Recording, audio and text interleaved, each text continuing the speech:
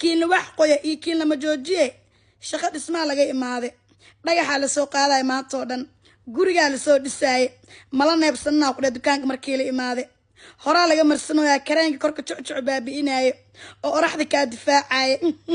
kiin wax qoy wuxuu dhahay haba xayaat qurxay rag iyo dumarba meelaha saarta ilaahay gacanta kaama gooyo aamiinaan dhahay kiin lama joojiyo wuxuu dhahay wiilasha dhismaha ka shaqeeyo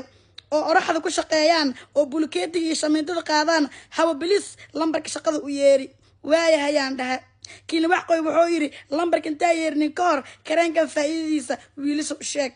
waayahayaan dhahay kiin wax qoy kiin lama joojiyo is not easy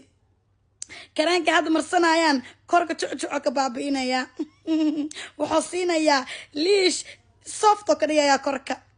hadda orax ku soo daashay oo dhayax qaadid oo shamiinto qaadid kiin lama joojiyo kiin wax qoy is not easy camal